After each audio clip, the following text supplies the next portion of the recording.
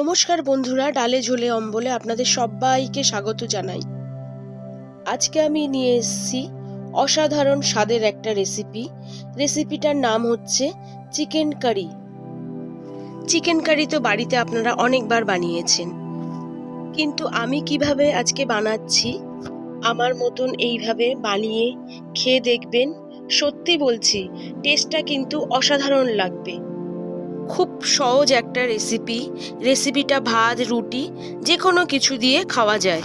তবে চলুন দেখে নিই চিকেন কারি বানানোর জন্যে কি কি আমাদের উপকরণ লাগছে। এখানে আমি 800 মতন চিকেন নিয়ে নিয়েছি। আর দেখুন, লেগ পিসগুলো একটুখানি ছুরি দিয়ে একটু একটু করে কেটে নিয়েছি যাতে ভালোভাবে সিদ্ধ হয়।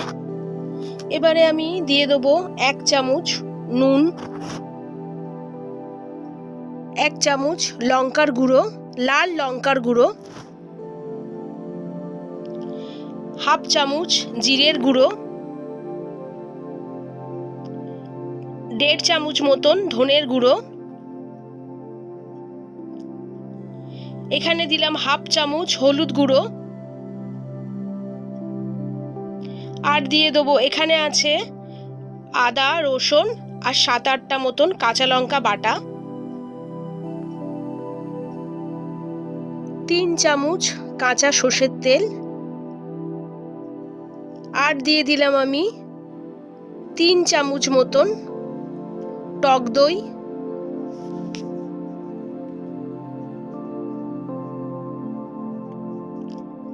এবারে আমি হাত দিয়ে ভালো করে মাংসটাকে মেখে নিচ্ছি।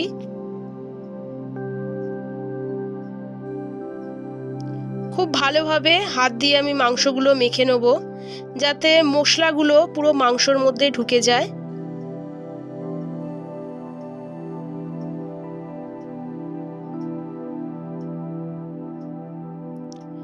তো আমার মাংসটা ভালোভাবে হাত দিয়ে মাখা হয়ে গেছে। এবারে আমি আধ ঘন্টার জন্যে মাংসটা ঢেকে দেব।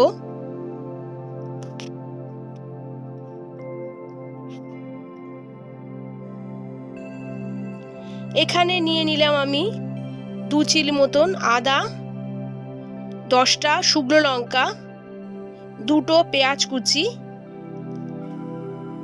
একটা বড় সাইজের টমেটো কুচি, এখানে আছে 20টা রসুন কোয়া। এটাকে কিন্তু আমি সব একসঙ্গে পেস্ট বানিয়ে নেব। এখানে আছে আমার ফোড়নের জন্য একটা শুকনো লঙ্কা,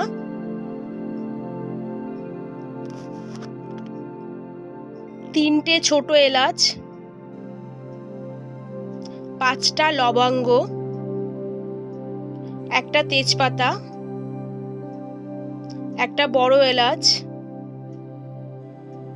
একটা জয়িত্রী, একটা দারচিনি, আর 1/2 চামচ মতন গোটা জিরে। কড়াইটা আমি গ্যাসে বসিয়ে দিলাম। দিয়ে দিলাম কড়াইয়ের মধ্যে পরিমাণ মতন তেল। তেলটা আমার গরম হয়ে গেছে। এবারে ফোড়নগুলো সব কড়াইয়ের মধ্যে দিয়ে দিচ্ছি। ফোড়নগুলো একটু নেড়ে নিলাম।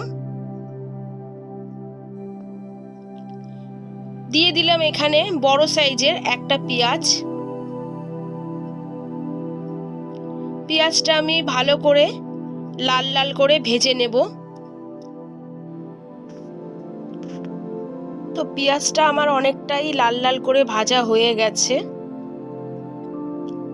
এবারে যে মাংসগুলো আমি ম্যারিনেট করে রেখেছিলাম আধ ঘন্টার জন্যে, সেই মাংসগুলো এবারে কড়াইয়ের মধ্যে আমি দিয়ে দিচ্ছি।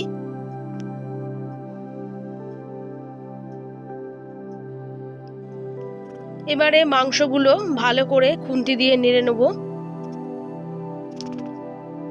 প্রথমে গ্যাসটাকে আমি হাই ফ্লেমে রেখে দিলাম। আমার এই মাংসটা আজকে যার যার ভালো লাগবে অতি অবশ্যই কিন্তু তারা কমেন্ট করবেন। এবারে যেই বাটি করে আমি মাংস রেখেছিলাম সেই বাটিটা অল্প ধুয়ে একটু জল দিয়ে দিচ্ছি। এবারে গ্যাসটাকে আমি লো টু মিডিয়ামে রেখে দিচ্ছি। দিয়ে আরেকটু নেড়ে চেড়ে নিচ্ছি। নিয়ে মাংসটাকে আমি 10 মিনিটের জন্যে ঢেকে দেবো।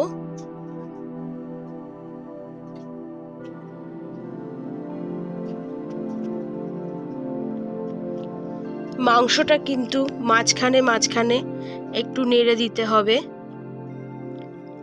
10 মিনিট আমার হয়ে গেছে। আমি কিন্তু 3-4 বার মাংসটা নেড়ে দিয়েছিলাম। এবারে খুলে দেখে নিচ্ছি।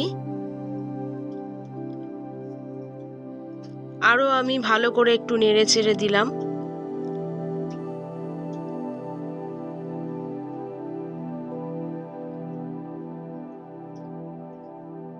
মাংসটা থেকে কিন্তু অনেক জল বেরিয়েছে।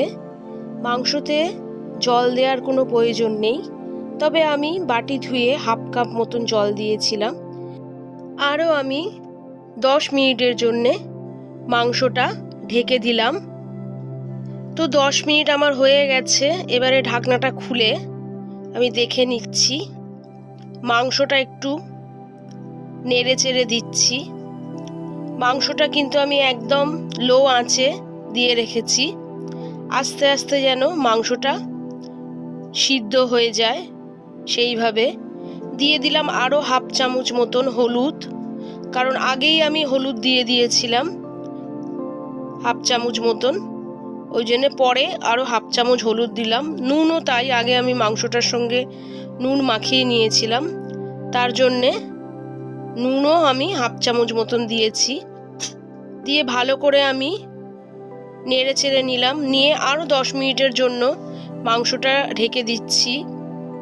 মাংসটা একদম লো ফ্লেমে করছি।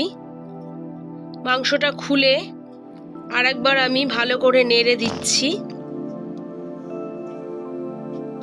এবারে যে পেস্টটা আমি করে রেখেছিলাম সেই পেস্টটা এখন দিয়ে দিচ্ছি।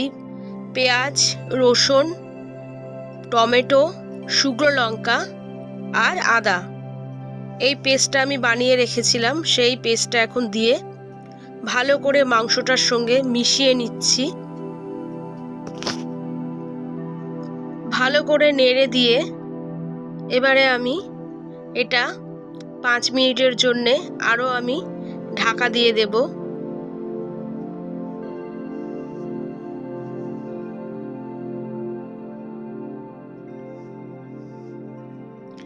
আমার 5 মিনিট হয়ে গেছে। ঢাকাটা খুলে আমি দেখে নিচ্ছি। তো আমার মাংসটা কিন্তু অনেকটাই সিদ্ধ হয়ে গেছে। দেখুন, মাঝখানে মাঝখানে মাংসটাকে একটু নেড়ে দিতে হবে। মাংসটা কিন্তু খুব ভালোভাবে সিদ্ধ হবে,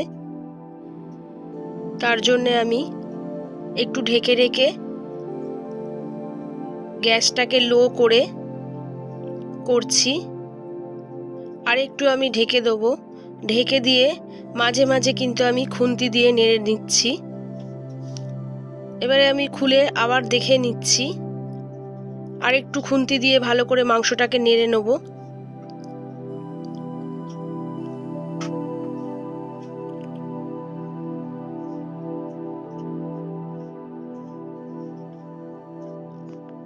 মাংসটা একটু সময় নিয়ে করতে হবে।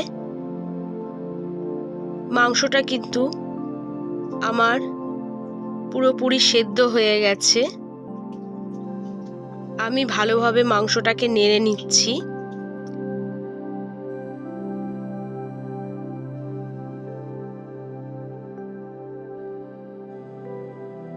মাংসটা আর একটু ভালো করে নেড়ে নিলাম। নিয়ে এবারে দিয়ে দেবো আমি ছোট 1 চামচ গুঁড়ো গরম মশলা,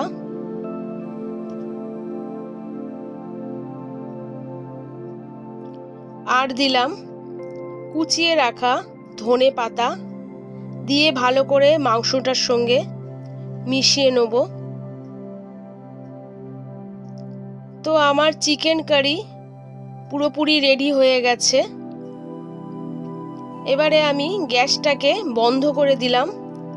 দিয়ে 2-3 মিনিটের জন্য ঢেকে রেখে দিলাম।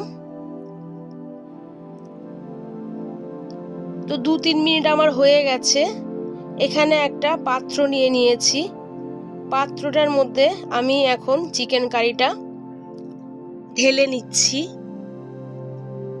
তো বন্ধুরা, আজকে আমার এই রেসিপিটা আপনাদের কেমন লেগেছে অতি অবশ্যই কমেন্ট করবেন, লাইক শেয়ার সাবস্ক্রাইব করতে ভুলবেন না, আর পাশে থাকা বেল আইকনটা অতি অবশ্যই টিপে দেবেন, যাতে নতুন নতুন ভিডিওগুলো সবার আগে আপনাদের কাছে পৌঁছে যায়। আজকের মতন টাটা, বাই বাই।